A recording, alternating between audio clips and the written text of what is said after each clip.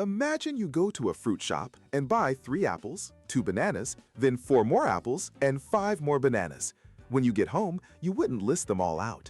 You just say, I have 7 apples and 7 bananas. Algebra works the exact same way. We simplify long, messy expressions by grouping together the things that are the same. This is called combining like terms. Think of it as sorting an algebra pile. In an expression like 3x plus 8y plus 5x minus 2y, you just find the matching letters. First, group the x terms. 3x plus 5x gives you 8x. Then find the y terms. 8y minus 2y leaves you with 6y. Your final simplified answer is 8x plus 6y. We stop there. You can't combine x and y, just like you can't combine apples and bananas into a single fruit.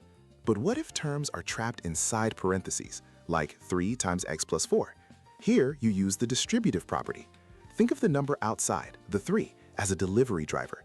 It has to make a stop at every single house inside the bracket. First, 3 delivers to x, giving you 3x. Then 3 delivers to the 4, giving you 12. So 3 times x plus 4 expands and becomes 3x plus 12. The parentheses are gone. The ultimate challenge is putting it all together. Take 2 times x plus 3 plus 4x. The order is critical. First, you must expand the brackets.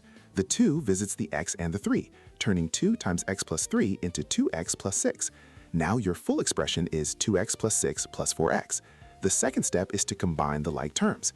The 2x and the 4x are alike, so they combine to make 6x. Your final, cleanest answer is 6x plus 6.